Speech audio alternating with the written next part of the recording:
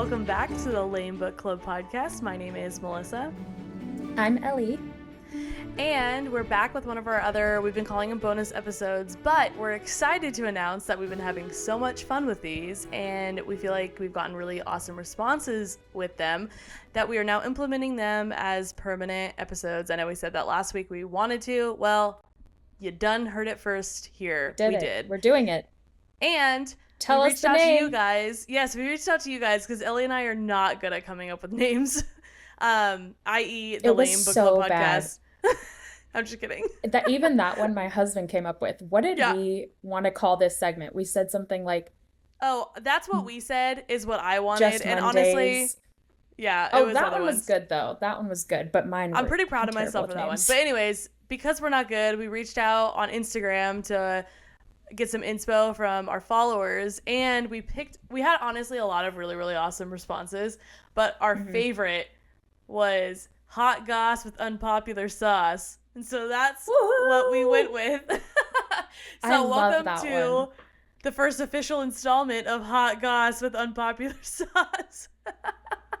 I love that one. That's so fun. I know, me too. It's going to be all about, as the name implies, hot goss, maybe some unpopular sauce of book stuff. And then if there's ever book news, we'll throw it in there in this one as well, because we'll have our opinions on it, and those might not be popular. Who knows? But I think every single one of my opinions is unpopular, even between you and I. They're always unpopular. That's not true. I feel like we agree, honestly, more often than not. But the amount of times we have shouted at each other, that's my opinion! I honestly think speaks for itself. I think that's going to be enough for this entire year of podcasts. It sure does. And I'm just going to clarify for everyone who doesn't know, or maybe this is your first episode. Ellie and I have been friends for like 16 years. And when she says, when we shout this at one another, she means sends each other literally the gif shouting. Of the girl. We're fighting. That's it. We actually physically fight with fists. No. We send each other the gif of the lady that says it. So that's what she means by screaming at one another. I'm going to do a spot on, what's the word? Spot on. Thank you. How do you know what's good for me? That's my opinion. Exactly. And thank you. And scene. There. Okay. Well, let's kick off Hot Goss and Unpopular Sauce with honestly a real banger.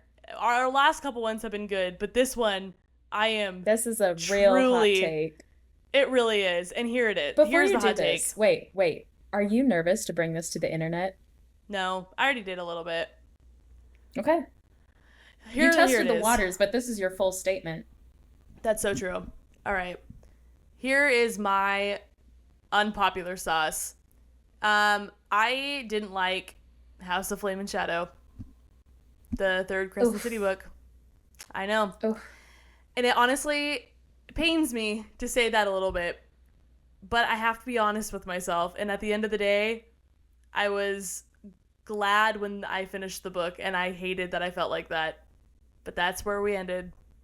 That really surprises me, but I'm at the same time not surprised at all, I guess. Because I feel like you always are exactly opposite of what I think. It's rare that we are together so excited for something or so annoyed with something. We're either 100% one way and the other is 100% the other way, or we're not. I don't know. So before we actually jump into this too much, we will probably be talking all three Crescent City books in this episode. So if you haven't finished the series, or if you haven't even started it, don't watch until you have. I probably even maybe should have said that before I even gave my opinion on the last book, but oh well. Make your opinion for yourself. Here's the warning. So we said it now, and it's your own fault if you keep watching. That's all. Keep going, Ellie. Delicately put. I don't remember. Oh, I do. I put on Goodreads, and if you follow me on Goodreads, maybe don't, because I'm not anything worth looking at. My comments or my reviews, terrible. Just 2-sentence, liked it or didn't. But this one, my 2 sentences were, I'm pretty sure I said like, wow, insane book, loved every second, best read of the year, or something like that. But here's the problem is I'm peer pressure, I fall into it so easily. I am a sheep, if you will, with some things. And books, yeah, that's one of them. And so I go onto the Goodreads after I write this review. I go onto the Goodreads comments and I'm looking through the reviews, and there are so many 1 stars. I say that quietly because I never want to disrespect Sarah.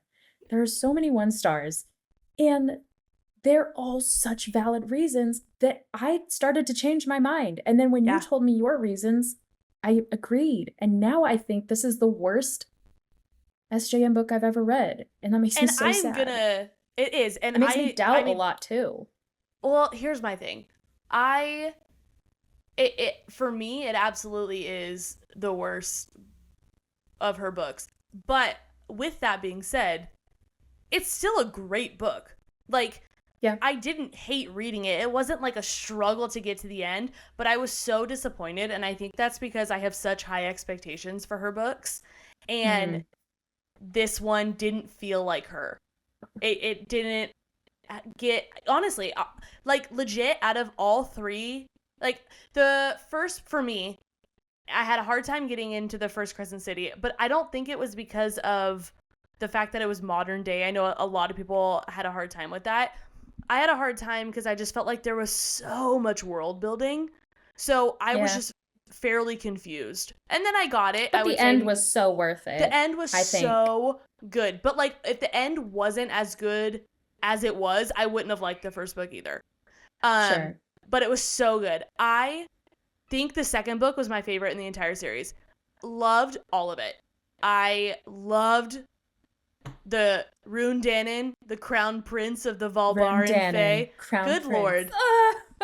His character, and honestly, if it wasn't for Ruhn and Lydia, the third book, I maybe wouldn't have even finished it. Like, they are the best part. For me, one or two best parts. I didn't care too much about them. And that's a hot take. Them. I liked them. I liked them enough. They were by no means my least favorite characters. But I just did not really care for the whole storyline. But I also pictured Lydia so differently in my head than every fan art I've ever seen. I pictured her as the wife of Fix-It Felix from Wreck-It Ralph. Just like this really hardcore, I'm gonna go kill everything. I wouldn't have been as into it if that's who I was picturing also, so I get that. It was hard for me to picture, like, her falling in love, and I don't know. It was she falls in love with Fix-It Felix Jr. Fix-It Felix Jr., man. I don't know. No, see, I know that she's supposed to have blonde hair, but it doesn't matter. She has like long dark hair for me in the way I picture her. Yeah, I don't know. But I definitely picture her being a babe, so it was easy for me to imagine everything. I don't know. Let's get back to the real hot goss, or the unpopular sauce here. I hate to say this because I wanted it so badly. One of the biggest reasons I didn't like it is, honestly, I don't even like that these words are coming out of my mouth. It was the crossover. It felt so rushed. Honestly, it did. I know, because at the end, the way that second book ended, I was like, yes, oh my gosh. But then once we finally got the crossover, I'm like, this sucks. I want a crossover with everyone. I didn't want a crossover with just Nesta and Asriel. But I also really, I feel like we got more of Asriel, and I loved that. Nesta legit was probably the star of the book 3, which is saying something because it's not even her series. So I loved the two of them, but I wanted Rhys. I wanted Feyre. I wanted the inner circle. Cassian was hardly even mentioned, and it's her mate. Like, and then another reason is Hunt really didn't do it for me at all. He didn't. He lost me. He was, and don't get me wrong, let me say this. I understand characters. He's been through some stuff. He's been through some things. I get it. But he was a whiny baby for most of that book. And it just was so unattractive to me that I was so over it. honestly. And all right, let's start from the beginning of what you said. Number one, the crossovers. that's At true. first I said, oh, because I couldn't believe you just said that. That was my favorite part of this book, is how many references there were to not only ACOTAR, but Throne of Glass as well. Amazing. But I will agree that Nesta and Asriel, them being like the dynamic duo, was not on my bingo card. And I did not love the dynamic between them. It was whatever. It wasn't anything spectacular. Because you're right. I loved all the Easter eggs that we got. I felt like there was more with ACOTAR than Throne of Glass, but there were still some there for Throne of Glass too. Yeah. Loved that. And I think if we had only gotten those glimpses of it, this book would have been so much better for me. Because it's almost like you're anticipating it then. And honestly, how like everything, not everything, but most everything was like resolved by the end of this book too. That was like, there's no way she doesn't have another one coming, because you can't write a book. There's 4 houses in this world. You can't write a book about 3 of them and then not write one about the House of Many Waters. I'm sure she has. No, I think she wrapped this up cleanly, similar to the first except 3 for Tharion. Court of Thorns and Roses. Exactly. But the first 3 Court of Thorns and Roses books, she wrapped it pretty much cleanly, except for Nesta and Elaine. So A Court of Silver Flames was about Nesta. I think she wrapped this one up cleanly because Bryce and Hunt's story is over. I think House of Many Waters, because Bryce is not going to go down to the water. Neither is Hunt. Their elements are in the air and in the earth. So I think this will be all about Tharion, his relationship with, what's her name? Help me. Oh, Flynn's sister? Yeah. Why can't her name starts with an S, but I can't remember I know. what it actually is. I want to say Sorsha, but I know it's not. I know. Anyways, with her, it'll come to and me then eventually. Also Ariadne, the dragon. I think that she's going to play a lot more into that. That too, because also the fact that the character just like dropped off the face of the earth. Yeah. But that brings me to my third point of why I didn't like this book, was everything about Tharion and Ithan. And I've heard on the internet that it's supposed to be Ithan, but I don't care. I'm calling him Ithan because I'm not calling him Ithan. No, you heard it from me because I've heard the internet say Ithan, and I said it's gonna be Ithan because. And hear me out. No, I also heard it the way online. You normally spell Ithan is Ethan. That spells Ethan, capital E. Ithan, Ithan. It's Ithan. Okay, it's Ithan, and you can say what you want. This is also a fantasy book. This is also a fantasy book, and she spelled Irene with a Y. That fantasy. Irene. So I'm just saying. Yeah. The fact that it's just spelled with an I isn't like a dead giveaway that it's Ithan. I'm gonna be calling him Ithan, and that's just the way that it is. No, let's talk about them showing up with the antidotes, and both of them crushing every single one except for maybe dropped it. one. There's 2. I'm sorry, there's 2 left, and there's 800 people that need them. Not once, but twice. Twice! Not one storyline where, oh shoot, we ruined it. Here comes Ithan to save the day. But twice, these 2 fools are like, my bad, I crushed every single one. I just was trying to get here so fast. Only 3 people got their full powers back, which was so nice. I want to see everyone get theirs back. The dude had one job, and that was to get the antidote to Bryce and Hunt. And he got there and he's like, I just got here so fast, I didn't do what I was supposed to do. I'm like, are you actually kidding me? And there was like 20 pages left. So I'm like, this is how this ends. They're not going back for more. This is how Ithan is leaving. The taste he is leaving in my mouth is this. Are you kidding me? Oh my gosh. And every single move he made in through that book, I don't care how good his intentions were, not one correct decision was made by that stupid wolf. Oh my gosh. Not one decision. I never really considered that. I just was like, man, sad Ithan, sad. And moved on, sad. Oh, bummer. But the fact that now you're causing me to look at him in a linear line and just every activity he did, what a mess up. He literally a mess. He was like, I have to fight. Also, can we talk about what a terrible name Sigrid is that they just like decided to name her? I mean, that's not his fault, but he's like, to the Sigrids I gotta out get her there, out. Maybe a middle name. Maybe go by that middle name. He's like, I gotta get her out. She gets out. She hates life. She's so anxious. She doesn't know what's going on. Okay, fine. Let me try and keep her safe. Nope, actually, Sticks you're her gonna in the frat house. Yeah. And then ends up with the Viper Queen. Actually, you're gonna fight her because you agreed with the Viper, made a stupid decision with the Viper Queen that you knew was gonna end poorly. Accidentally killed her. That's what I was gonna say. I was then he's like, I'm gonna dodge left so that I don't get her, and she moves, and not only does he get her, messed up. He decapitated her on accident. And I was literally like, there's no way this is real. This is a dream. He's gonna wake up. No, she was dead. And then he's like, he tried to bring her back. Not just try. He's like, he knows what necromancers do. He knows that it's not really bringing someone back, but in his twisted mind, that was still better than being dead. So he did it. Not only, then she becomes a reaper. The worst.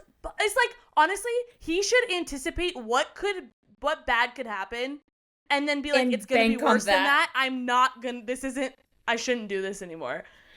Oh my gosh, I never realized how bad that was. I've always just been like, whoops, on Ithan, but then they kind of like mask it with Bryce does something cool, so you don't really think about it too long. No, I didn't. But if you think about everything he does, what a hot mess. And that's Tharion. So funny. Now it's time for us to rip Tharion, because Tharion is maybe my book boyfriend. I think I love him. Well, I'm so sorry that you made a terrible decision, because I have less issues with him than I do with Ithan, but he also was poor me the whole time, and I'm like, you are making so many stupid decisions as well. But his one redeeming quality was that he was being, why can I not remember Flynn's sister's name? Sathya. Lady S. Oh, Sathya, good job. Sathya, there it is. That he tried to save Sathya, and then I was so irritated that okay, so he makes some decisions, whatever, ties himself to the Viper Queen, like that was a good idea, whatever. Then he's leaves, is in what's not Valbara, the other one, Avalon. He's in Avalon. Yeah. The whole thing happens with Sathya, so he's like, you know what, I have nothing else going for me, I might as well do something nice. That was great. We didn't think it was gonna work, but then him and Sathya just start talking, and I'm like, wow, she's actually like a really complimentary partner for him. Like, their personalities mesh well. Obviously nothing like super romantic has happened, but they're vibing pretty well. Then she goes with him down to see the River Queen. She stands up for him. I'm like, this is actually turning around. And then Sathya just leaves a note after seeing her ex-boyfriend that was in a high on the Viper Queen's dope. And we just cannot judge leaves that yet. Well, until I know more of the story, which right now I don't, I can. And I'm so irritated that that's how that ended. Because I was like, pretty sure there's a saying about doing exactly not that, but this poor merman cannot catch a break, partially because of his own doing, but that was not his choice. When he jumped ship because he was like, last minute, screw the Ocean Queen, I'm going with everybody else. When the whole boat was like glaring at him, angry at him, 100% I was in that boat as well. I was so mad. But yeah, other than that, I love him. He's so charming. And that's all I have to say about Tharion. Hunt, though, I did feel like he was a lot of, poor me. But I kind of overlooked it because of just how much they'd been through already. I didn't like that they were so, I don't know if off-kilter is the right word for that, but just not in the same mindset as far as we need to save the world. But he came around eventually, and that was good. And I did like the quote, if I'm remembering it correctly, when Bryce said, I don't need you to just support me. I need you to want this too.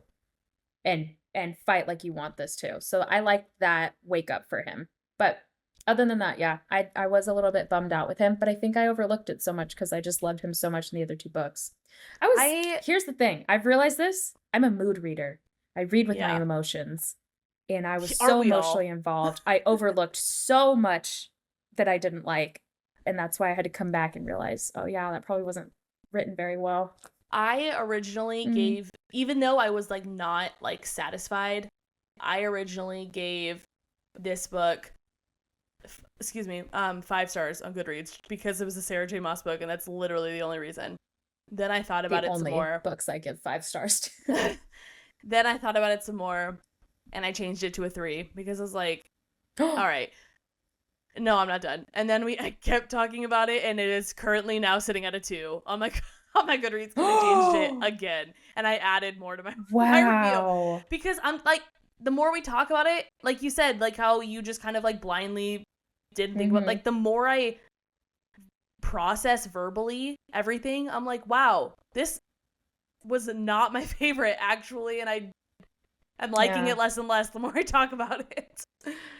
So That's such a bummer. I know. But I have really high hopes for Akatar. What bummed me out, and I've seen a lot of people talk about this, is that it seemed like Sarah just forgot a bunch of plot lines.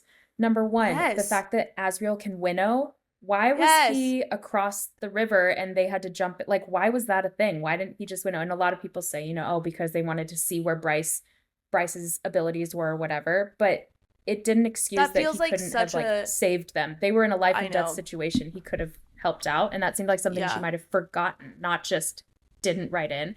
And then when they get down to the bottom cave where Autumn King and the other king show up, the Avalon King. Avalon, yeah. I don't Yeah, starts with an M. Whatever, it doesn't matter. Cormac's dad. yeah. Flynn and the Deck show up Mm-hmm. because they were being held hostage. Yeah. I think they talk about everybody in that group being wet because you have to go down the river to get there. But when they showed up, they were bone dry, and everyone was like, "How did that happen?" And we didn't hear Yeah. about where that came from, and so that's another kind of plot hole. Then also Victoria, are we forgetting about her? She's at the bottom of the sea. No, we're not We've forgetting about saved her. everyone else. No, oh, you mean them. I thought you meant like you mean like Hunt and what's the other guy? Why can't I remember the other angel? His like Daxian? No. The like leader of the 33. Oh, Isaiah. 33rd. Isaiah, thank you. Isaiah. Yeah, you mean like the two of them have forgotten about her, because I completely forgot about her. And I think that was kind of the punishment, but you're right. Wouldn't that be I wonder a if high now up that priority well, I'm wondering to if go now get her? maybe that's going to come back in the next book or something, because now that like the Asteri has been removed from the picture, now there's a little bit more like free reign to do that. And that was another thing. We had 8 books in Throne of Glass to find out about how the vow could be defeated. The Asteri took about 1.5 books to get completely wiped off the earth. And it was not a very difficult battle. To be fair, I mean, if we're gonna like compare ACOTAR in the first 3 books to this one, it took only, I mean, Hybern was defeated by the 3rd book too. So yeah, but to me, Hybern wasn't as much of a threat as the Vow were. 1000%. Because and the Asteri are supposed to be the gods. Like, they're supposed to be. Well, I mean, I guess we find out that they're not all powerful, but still, they're supposed to be crazy threats. Hated more than anything. And before I say this, I'm gonna make my sentiment. I loved the sentiment. I'm not taking the sentiment out of this, but I hated the way that the Connor, the Pack of Devils, and everyone else in the put their second light into a bullet to give to Bryce to kill them. What, when, where, how? Are you kidding me? How is that now written in? That was never hinted at, and all of a sudden it's a thing. That literally just felt like pulling the most random solution out of your ass to just try and think of a way. But it felt like it honestly felt like Sarah was trying to puppy commercial this book. like anytime you add a dog into a commercial, people are gonna love it more or cry, especially if the dog has one eye. You know what I mean? So it's like, adding Connor in to just get the emotions out. and the pack of devils, and like it just felt like a way to make people like feel emotional about it, but it made me angry because I'm like, this doesn't make any sense. So what the 100%. heck? Like, I think and that conversation note, I think that conversation between Connor and Ithan should have made me feel something, but it didn't because it was so stupid. And not me crying. I liked no, but like the only part of this book that made me feel a little bit emotional was when Nesta and Ember were saying bye to each other, and they had like that little bit of a mom kind of moment because Nesta never really had that with her mom. That was the only part of this book that made me feel even slightly emotional. Yeah. Which is, I am the most emotional person I know. So. We need to also talk about the Bone King and how easy he was to kill. Hypaxia literally what just the hates actual him on heck? accident. Are you kidding? I was like, this guy is supposed to also be like the Under the King, threats not the were Bone not King. a threat.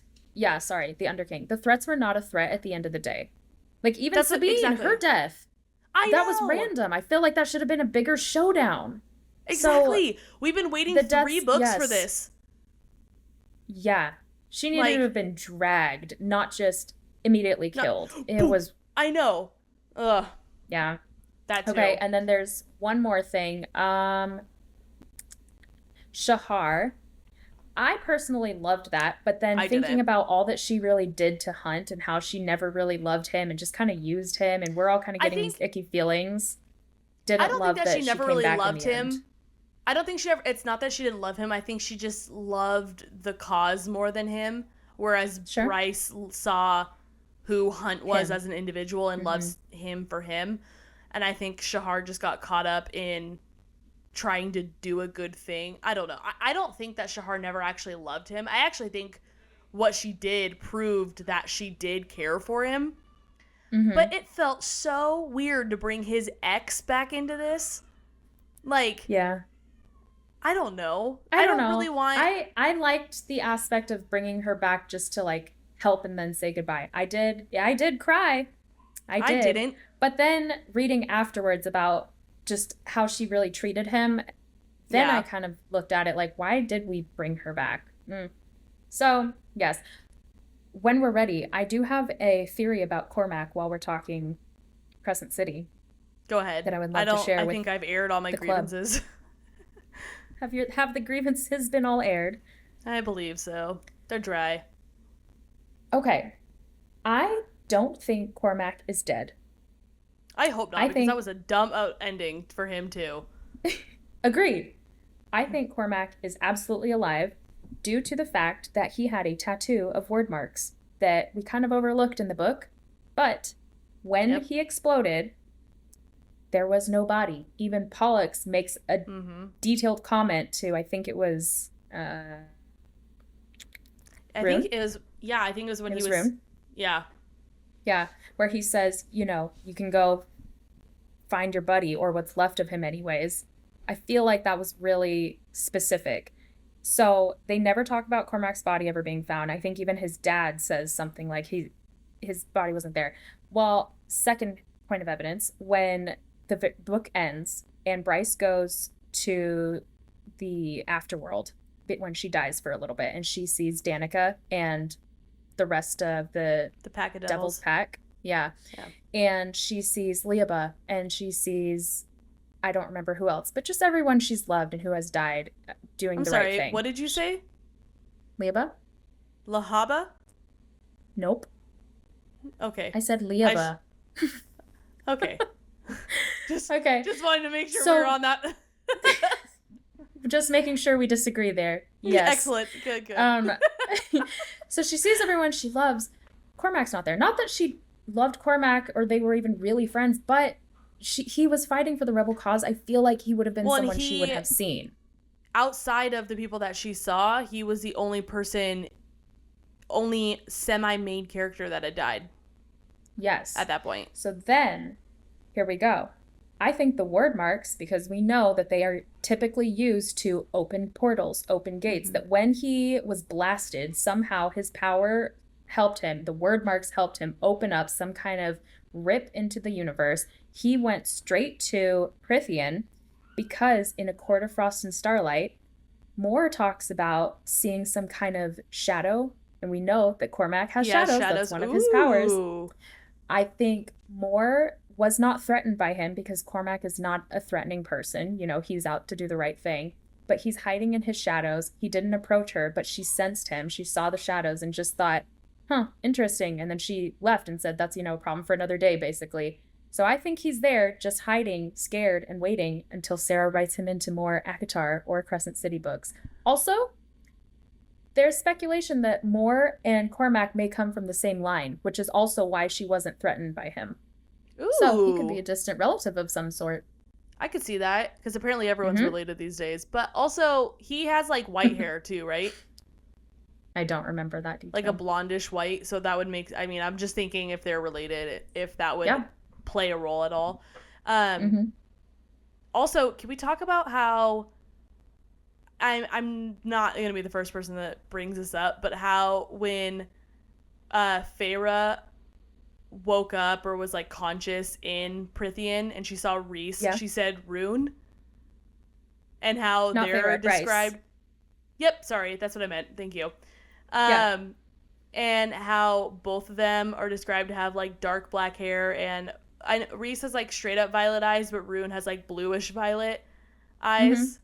And the fact that we've talked about this before, I think, on the podcast where we said they're definitely related. We did, because we harped on they are absolutely related. There's something in that storyline. I don't remember which episode it was.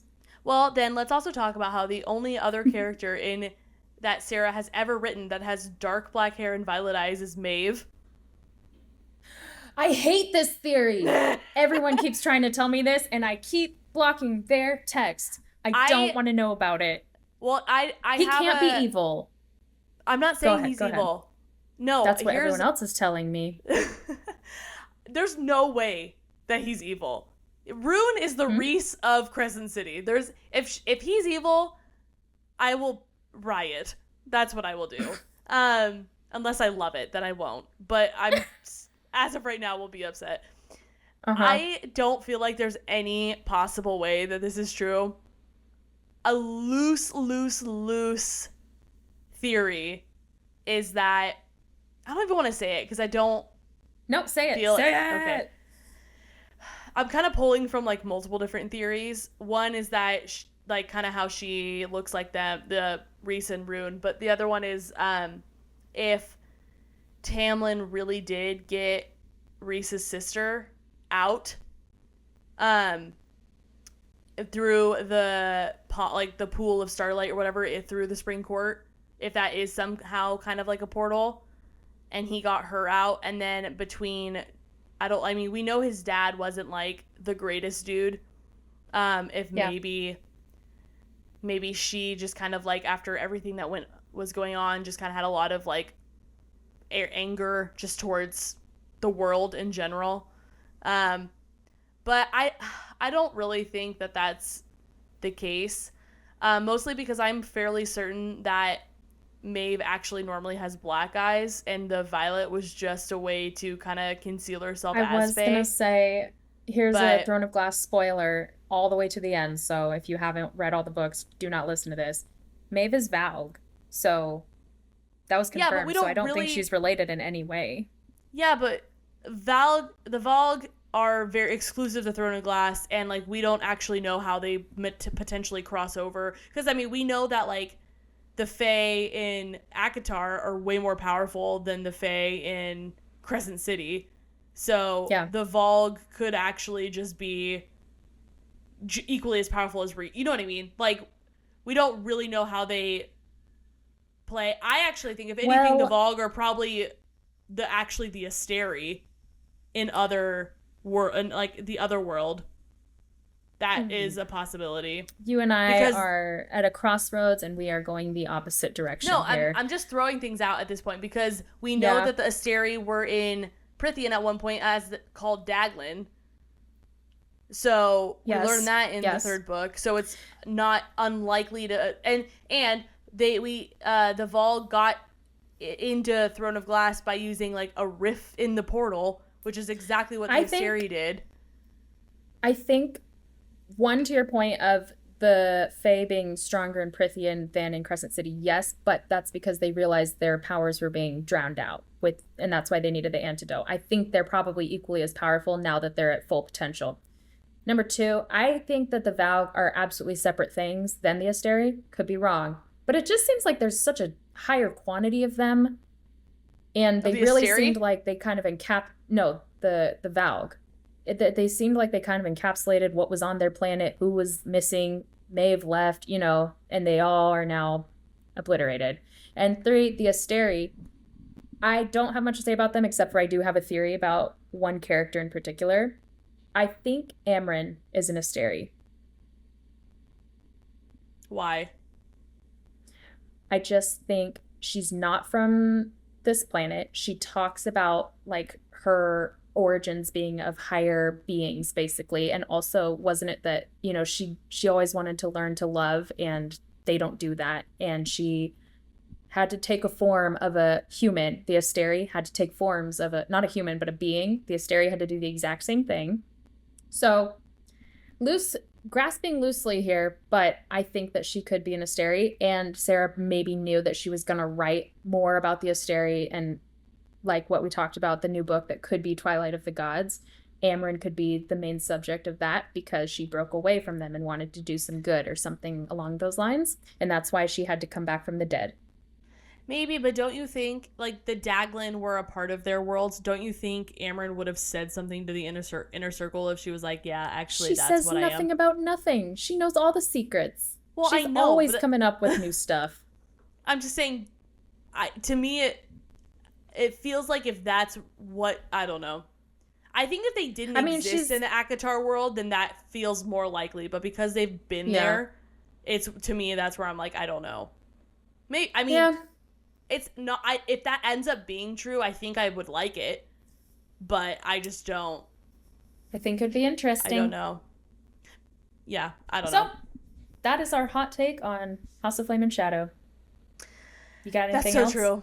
No, but thanks for sticking around. If you don't already listen to our book club episodes, we're currently going through Heir of Fire. That is part 2 is coming out this week. It's going to be chapters 18 through 35. So go ahead and like our stuff, subscribe on YouTube, follow us on Instagram. If you listen on Spotify, awesome. But if you could leave us a written review on Apple Podcast, that would be 10 out of 10. And we hope that you guys have a great rest of your week. Yeah. Bye, everyone.